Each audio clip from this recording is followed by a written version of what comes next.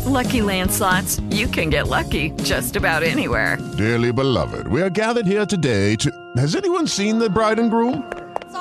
Sorry, we're here. We were getting lucky in the limo and we lost track of time. No, Lucky Land Casino, with cash prizes that add up quicker than a guest registry.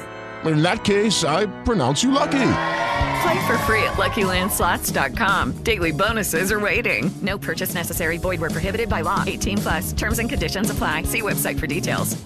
Hello and welcome. It is Eric Erickson here, the Eric Erickson Show. The phone number, if you'd like to be a part of the program, 877-973-7425. Those of you who are on the lines, well, be patient with me. I will get to you, but I was deciding whether or not when I wanted to do this. So, if you get my Substack, if you text the word show to 33777, you can get the podcast links to Stitcher, Spotify, Google Play, Apple. You can also get the 24/7 live feed, but you can also, at the bottom, there's a link to my daily email that you can subscribe to. And on Sundays, normally I will do a monologue or two during the week, and it has theological overtones. And we've been sending it out on Sundays as a Sunday sermon, so to speak. Having been in seminary and the like, occasionally I know some of you say I get preachy, but occasionally it is worthwhile. And I saw some data, and I want to actually dive into this data. The source is from Ryan Berg. He is a Baptist preacher of the American Baptist denomination. He's also a professor at Eastern Illinois University. He does some religious survey. There's a survey of nuns out. Now, who are the nuns? The nuns, I'm not talking N-U-N-S, I'm talking N-O-N-E-S. The nuns are the atheists, the new atheists. And there's a question out there. Where do the nuns come from? Where do the people who fall into atheism come from? And this is a tracking survey that's been going on since 1973 to 2018. And the question asked is, which religion were you raised in? You identify now as an atheist. Which religion were you raised in? There has been a rise of the nuns. We are a post-Christian society. You see this on the post-Christian right and the post-Christian left. There are a lot of people these days who are prone to scream at the wind, "What has conservatism conserved?" And inevitably, there are people who want to break apart the institutions of the country or the country itself. From the left, they want to delegitimize institutions. From the right, they want the great divorce. The answer to the question, what has conservatism conserved, is the United States of America.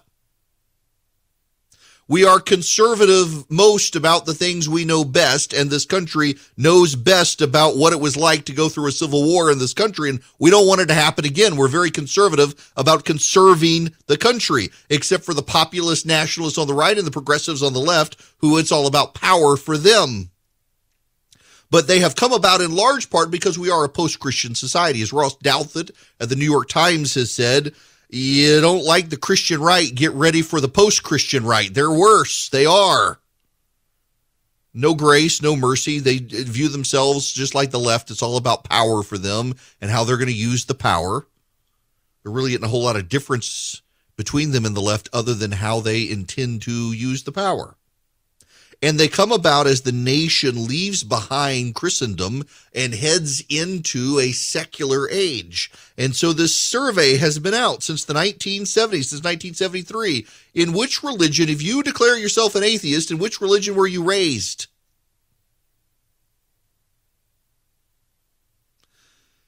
In the 1970s, the hippies and the like, 27% came from other religious traditions. Yeah, I bet so. Buddhism, the Hinduism that was pervasive in the West Coast at the time, the New Age hippie spiritualism. Same thing happened in the 2000s. Catholicism generates a great deal of the nones. Catholicism typically generates about a fifth to a quarter of the atheists of America. And I suspect these atheists coming from Catholicism are the ones who've been around the Jesuits and the left-wing priests. You know, there's some fantastic Catholic priests in this country and around the world who are deeply committed to the orthodoxy of Catholicism, the doctrines of Catholicism, the spiritualism of Catholicism, and they keep people within the fold committed to their faith. But it's the liberals who kind of drive people away. A big driver, you might be surprised to learn, or maybe not, now is people who are raised by atheists. About a quarter of atheists come from that. But back in the 1970s, it was 11%. What has been a pretty consistent driver besides Catholicism and people raised by atheists? The mainline Protestant traditions. The Episcopalians, the PCUSA, the United Church of Christ, they tend to drive out the believers. I mean, the mainline Christendom, Episcopalianism, and I don't mean to offend, and I know this does some of you, Episcopalianism is like a halfway house for atheism these days.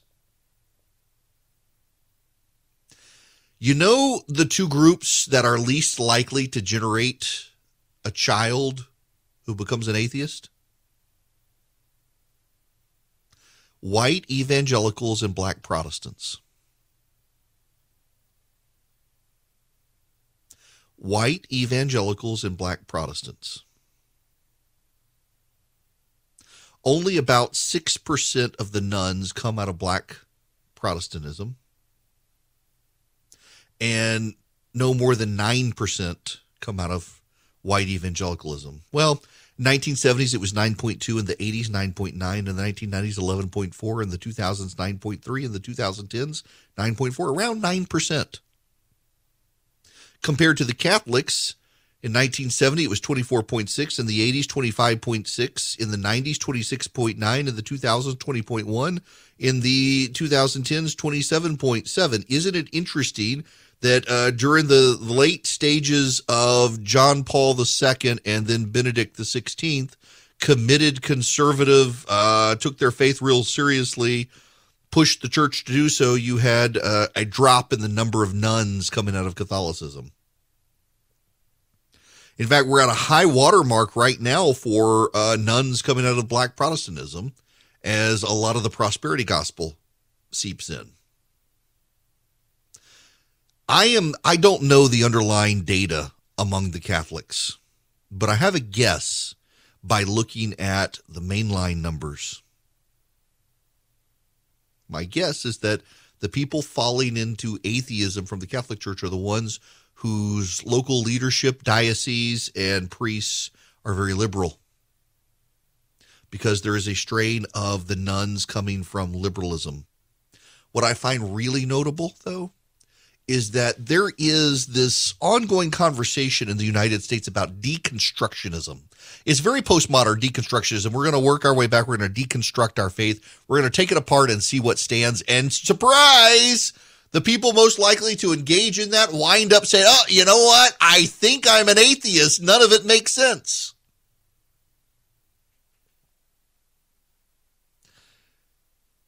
There's this rule in journalism and in research: when you go to find something you think exists, you're probably going to find it.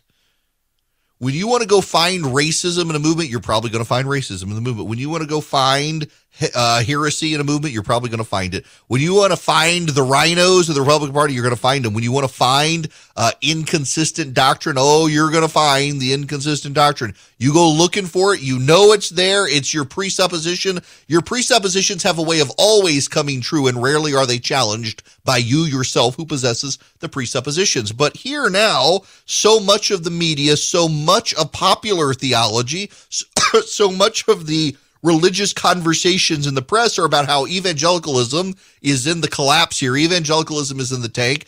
Evangelicals have all sorts of problems, and all these people are deconstructing from evangelicalism. It turns out it's a uniquely focused phenomenon on social media. It is the Twitter celebrities. It is the Twitterati who are deconstructing themselves out of evangelicalism. But it actually turns out from the data that those people who are most committed to orthodoxy are least likely to generate atheists. The parents and the churches most committed to faith are the ones that are least likely to churn out the atheists.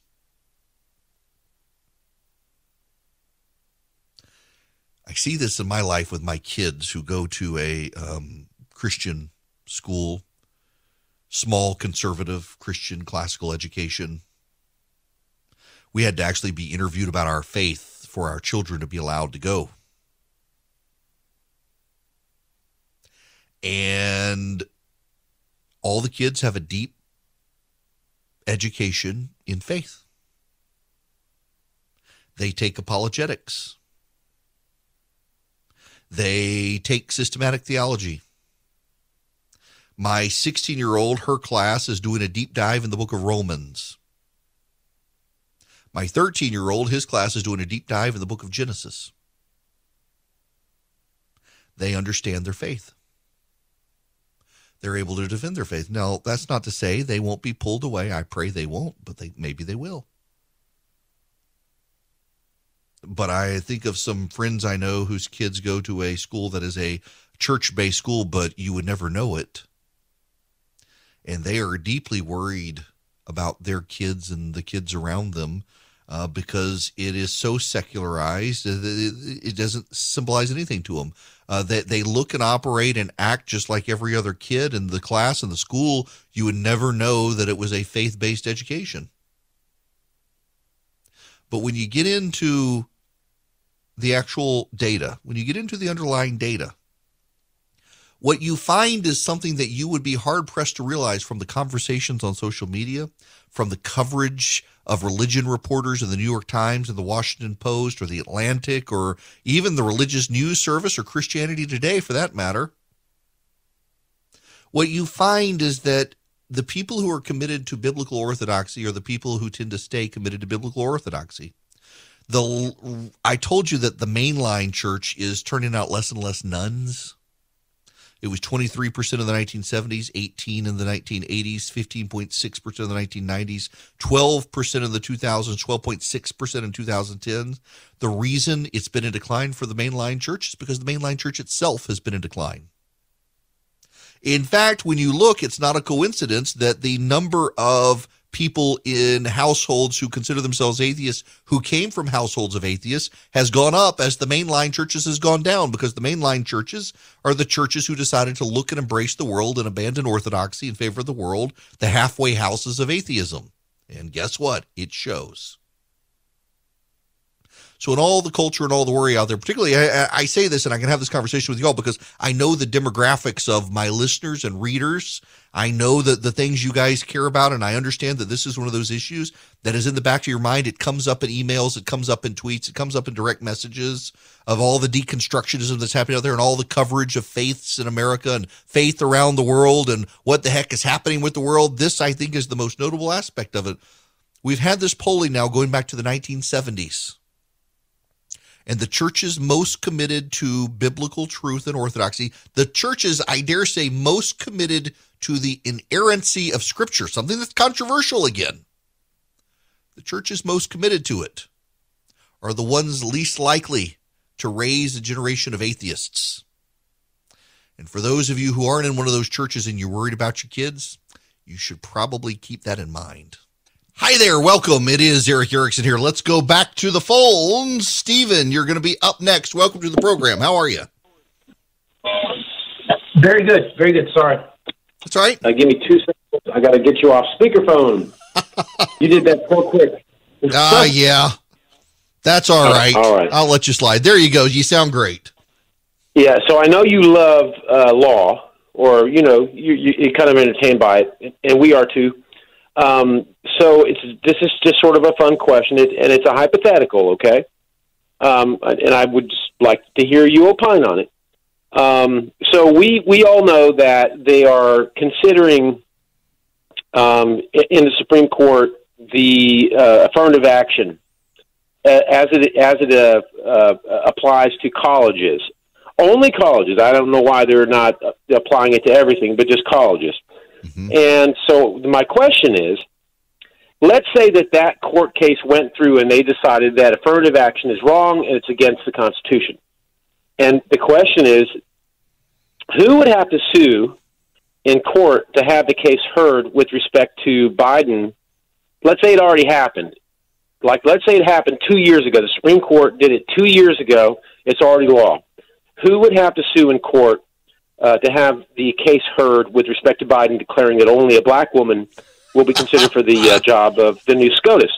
Oh, that's a great question. Would it have to be any man, or would it be a woman of another race? No lawsuit allowed. They wouldn't even take the case. You'd be laughed out of the courthouse. You make a great point there, but the issue here is that the President of the United States can determine any criteria he wants to put someone on the Supreme Court. And if he says he's only going to find a black woman, nobody can stop him except the voters at the ballot box can hold it against him later. It is his choice to put a black woman on the court. Ronald Reagan in 1980 said that he would put the first woman on the Supreme Court. And when a vacancy came open, the only people Ronald Reagan would consider for the court were women. By the way, Brian Stelter on CNN pointed that out and said it's hypocritical for conservatives to be condemning Joe Biden for saying he would only put a black woman on the court. Except in 1980, conservatives were criticizing Ronald Reagan. So was Jimmy Carter.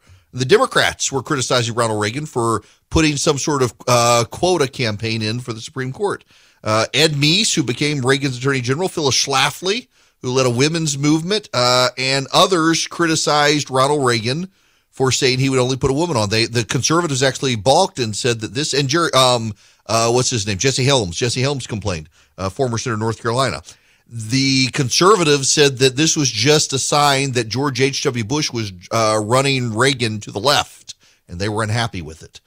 Back to the phones. Jennifer, you're going to be up next. Welcome. Hi, Eric. First of all, you made me laugh my head off with the foghorn leghorn impression.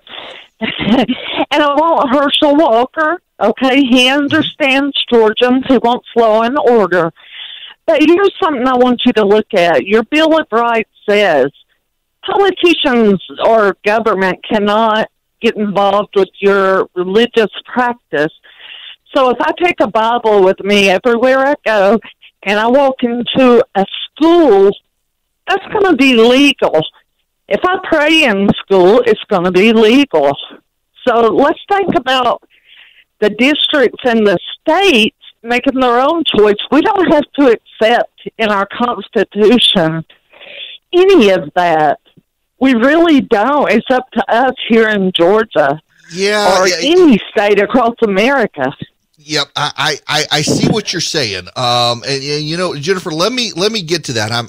I got an ad I got to do, I'm afraid, and I got to cut you short here to be able to remind people about this deal from Omaha Steaks, which is going to go away soon, so you need to get to it. Omaha Steaks right now has great deals for into football season. With the big game coming, you can get great discounts by using my name in the search bar at omahasteaks.com. That's Eric, E-R-I-C-K. Not only that, you can get the Heartland Favorites package from Omaha Steaks. They'll pick that package for you. You just go put my name in the search bar and you'll see it. And you'll get 4 pork chops and 4 chicken breasts for free.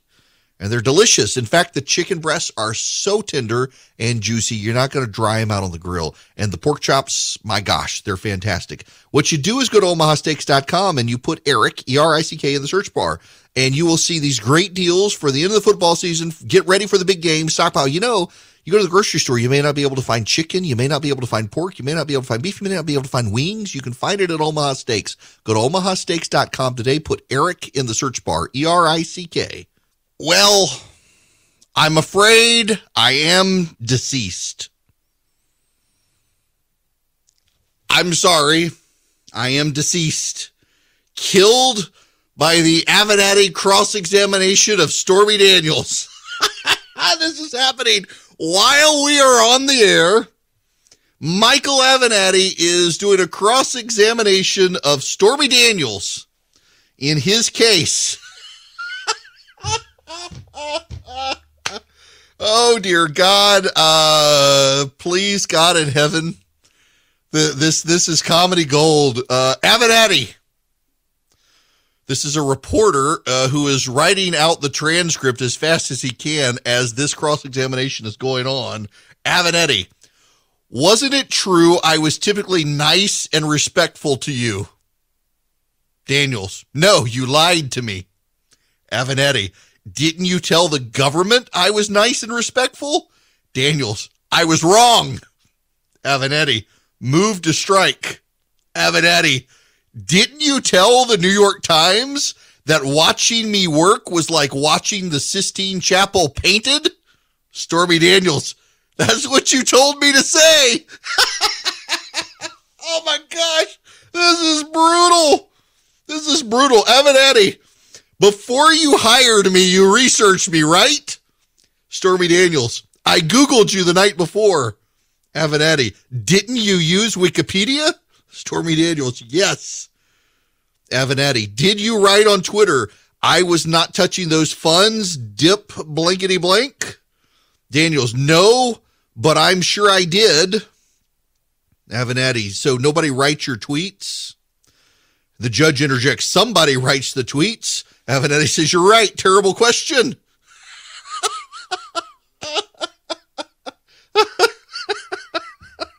Gosh, it's a disaster. It's a disaster. Wow. Did you say watching me work was like watching the Sistine Chapel be painted? Yes, because you told me that's what I needed to say. Ouch. Man, this guy is who CNN and MSNBC put on to go after Donald Trump and Brett Kavanaugh. This was like their heralded attorney. If you remember, there was a fan club. I mean, he was giving people thigh sweats. Oh, he's so hot. They should put him on the Supreme Court. I mean, you had Jennifer, what's her name? The idiot at the Washington Post, Rubin, what's her name? Just all over anything Avenatti said. They were all like, this guy, oh, he's so tenacious. This guy's a fighter. We should run him for political office. And now all the same people are like, I never said that. I never said. Cults of personality are a hell of a thing. And so many people want to dive into cults of personality. And what's so amazing to me are the number of people on television and in the newspaper who are all about Michael Avenatti and everything he said about Donald Trump and Brett Kavanaugh and all of his supposed clients. And now they want to pretend it never happened. Good grief. Hypocrites. Not even hypocrites, actually. Just idiots. Okay, now we got to go back to the phones. Bill, you're going to be up next. Welcome to the program. Bill, how are you? I am great. How are you? I'm good. What's going on? All right, I have a question. Either the environmentalists are psychic, or they looked at the science a few years ago, and that's when they changed the term from global warming to climate change, because we're now all freezing our butts off. What do you think? Were they psychic, or did they look at the science a few years back? No, there's actually, there was a meeting, and I forget what it was. It has been a few years ago, where environmentalists actually decided that they had to start using the phrase climate change, because if you'll recall, they would typically do their big conferences in February or March, and there's always a big blizzard. And so it would throw them off their game, and people would laugh and snicker and say, ha, global warming, look at all the snow. And so they decided they had to routinely refer to it as climate change, because climate change was a more accurate parsing of what was going on and some such. It's all a wordplay for them. So, I mean, for those of you who don't know, it's going to be in the low 30s all weekend in Miami, Florida. The wind chill in Miami is going to be down to 29 degrees by Sunday night.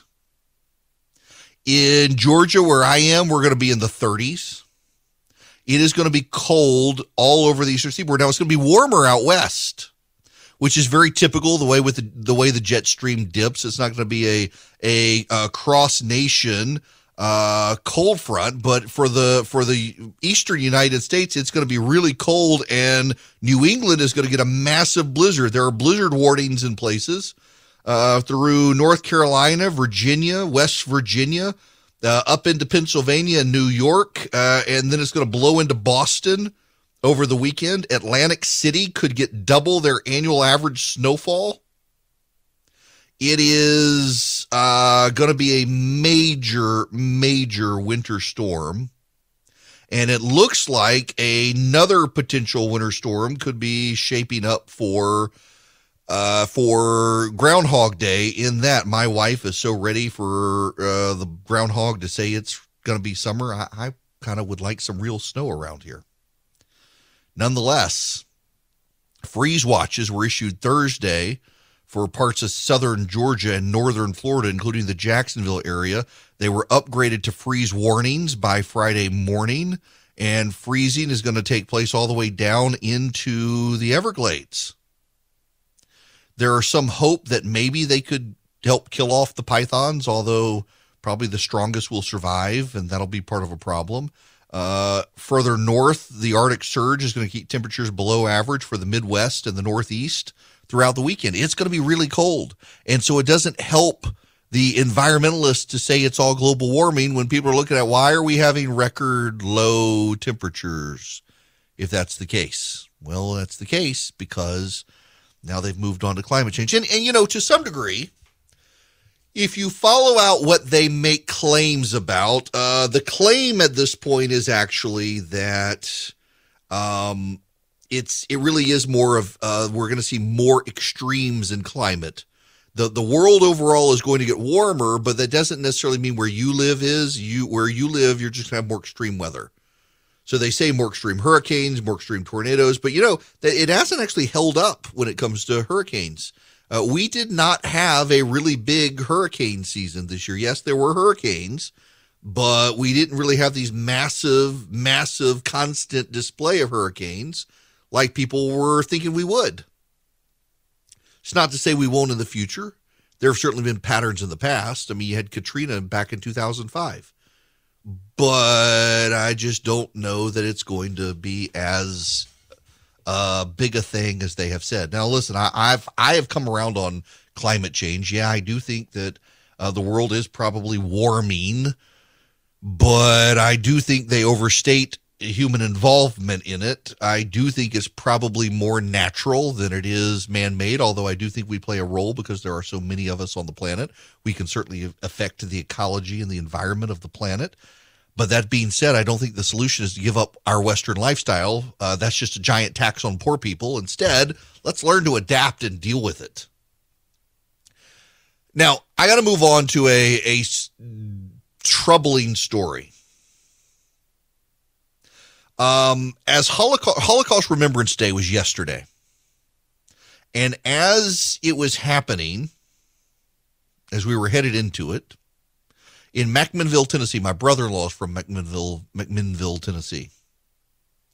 Tennessee School Board voted to remove Mouse from its curriculum. Now, I've never read Mouse. I know the content of Mouse.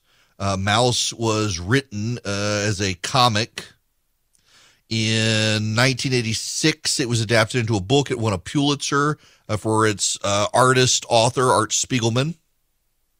And it's about the Holocaust. It follows Spiegelman's Jewish parents through their internment in Auschwitz in the 1940s.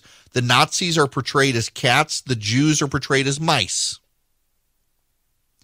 It is a comic where there actually is nudity in the comic. Even though it's animals, there's some nudity there.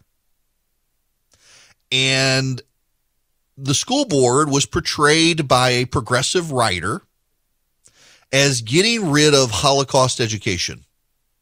And you know, the implication there was that, well, this is a white area of rural Tennessee, and these conservative rednecks, they're white supremacist sympathies. And they don't want to teach about the Holocaust, so they banned Mouse. The story went viral. The guy who did it, Judd Legum, he has a history of being a progressive activist who sensationalizes stories about conservatives, and the media takes him credibly because the media is sympathetic to him. He worked for, I think Progress. He was a progressive activist there. And, of course, members of the media, they'd seized hold of this because the media's got sympathies on the left as well. And, of course, those hicks in Tennessee, they voted for Donald Trump. They're a bunch of racists. And proof, they banned a book about the Holocaust. They didn't want their kids reading it. The story went viral, made it across the nation. It was covered on news networks. It was covered in newspapers. Of course, it was covered all over social media. And it simply turns out to be false. Yes, it is true that the school board voted unanimously to stop using the book Maus in 8th grade history classes to learn about the Holocaust. It is true. The presuppositional framing, however, that this was done to suppress learning about the Holocaust, a bunch of racists, anti-Semites who don't want to learn it. That's not actually true. The reason the school board has decided to stop it is because of some of the very graphic displays in the book they didn't think were age appropriate.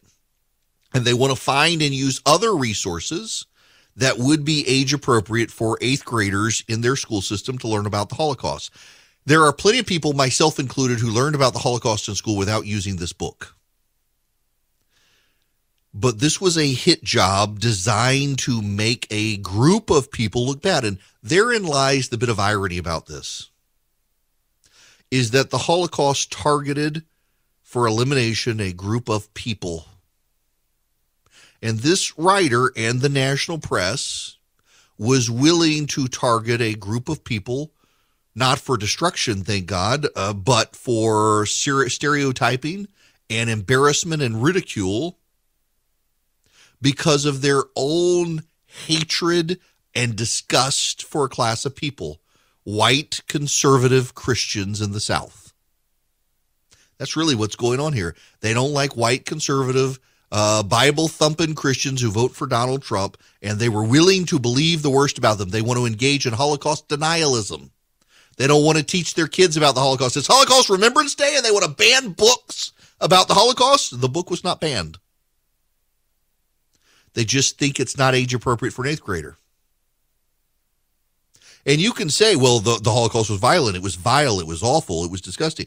Would you let an 8th grader watch Schindler's List? I wouldn't. I won't let my 9th grader watch Schindler's List yet. It's too violent. Yet accurately depicts what was going on. And I don't want my kid getting that in his head yet. He's too young. You can say otherwise, but we've made sure our children know what the Holocaust was without having to show them the murders. It is so easy in the American press to generate hateful stories about Republicans, conservatives, Christians, people in the South. It is so easy. And it has happened again. It was a blatant misrepresentation of what was happening. And you will not see a major walk back from the press on this, because the underlying basis that the school board decided not to use this book for 8th graders, it is true. The framing of it, the intentions of it, the reason for the story, though, had nothing to do with that. It was all to make these people look like they were engaged in some level of Holocaust denialism and censoring of books and banning of books, which they're not doing. And you're not going to get an apology from the press these days, because they're okay if they hurt the feelings of these people. And that is why so many people no longer trust, believe in, or accept what they hear in the media. And the media lacks any self-awareness or self-assessment to recognize it's a problem. Some of you have problems around your house, and that includes stinky air.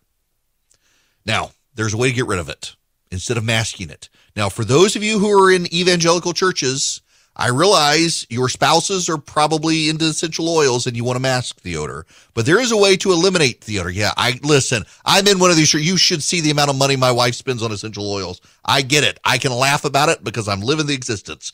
But the Eden Pure Thunderstorm actually eliminates odors, and you can get 3 of them right now for less than $200. All you do is go to EdenPureDeals.com. That's right. Eden, like the Garden of Eden. Pure is the driven snow. Deals. EdenPureDeals.com. Click on Eric Erickson and you will see the Eden Pure Thunderstorm 3-pack. Put it in your cart. At checkout, you put in the discount code. You'll see a little discount code box, and you put in Eric3, ERICK3. Eric3. Click the apply button, and you will see $200 come off the total price. And now all three of them are less than $200. And you get free shipping. So one for the upstairs, one for the downstairs, one for the basement or the car or the RV. They're portable. You hold them in your hand. You plug them in. They pack a wall up. They clean the air, and they're filterless. They work. EdenPureDeals.com. Discount code at checkout is Eric, E-R-I-C-K, and the number 3, no space. Oh, I got to correct myself. I said the mouse story was in McMinnville, Tennessee. It's actually in McMinn, Tennessee. McMinn County, Tennessee. Different places, different locations. McMinn County is north of Chattanooga. McMinnville is in the middle of the state, in the mid-state. You know, Tennessee divides itself into East Tennessee, West Tennessee, and Mid-Tennessee. And McMinnville is in Middle Tennessee, and McMinn County is East Tennessee. So different locations. I'm sorry. Thank you for everyone who emailed me. Now, I love this story. At the end, the Democrats are getting their comeuppance. 427,502. It's the number of Republicans who voted in the 2020 presidential election in Georgia and then stayed home in the runoff, handing the United States Senate to the Democrats. The number one reason they were all surveyed, the number one reason those 427,205 people, it was 205, not 502. The reason they stayed home, the number one issue was they thought the election was going to be stolen, so there was no point. And they stayed home. You had Congresswoman Marjorie Taylor Greene telling them it was going to be stolen. Georgia Republican Party Chairman David Schaefer telling them it was going to be stolen. Donald Trump telling them it was going to be stolen, and they believed him, and they stayed home. So in 2021, the Republicans in the Georgia legislature passed a big election reform bill. And now the Democrats are telling their voters that the Republicans have made it too hard to vote. They're stealing it. They're going to suppress them. They've made it too hard. You can't vote. And guess what? In a new survey from Quinnipiac University, 45% of black voters in Georgia think it will be somewhat or very difficult to vote. Only 7% thought the same in the 2020 election. That's from a left-wing pollster pointing out that data from the Quinnipiac poll. 45% of black voters in Georgia think it's going to be super difficult to vote this time. I actually think that's hysterical. I find it very funny. The Democrats saw that the Republicans were able to suppress their own vote by convincing themselves the election was going to be stolen. And now they've done the same thing to their voters. It is delicious irony that you got a bunch of Democrats now who aren't going to go vote in 2022 in Georgia because they think they're going to be suppressed if they even go try. You know, like I told the Republican voters in 2021, at least be smart enough to test the hypothesis. But 427,000 of them didn't even want to go bother to try. They just had this epistemic belief that the election was going to be stolen. So it became a self-fulfilling prophecy, and they handed it to the Democrats. And now the Democrats have their own self-fulfilling prophecy. They're all going to be suppressed, so they might as well not show up. Good. Don't show up. Let Herschel Walker and Brian Kemp be there for a good long while. It's 2022, and guess what? Nothing still makes sense. The whole world seems to be going crazy right now, and banks have gotten really skittish at helping small businesses. They're perfectly happy to help the giant businesses, but what about you? You're a small business, you got to buy a building or build a building, or you need a big loan for a fleet of vehicles to grow your business, and the banks are giving you a hard time. Check out my friends at First Liberty Building and Loan.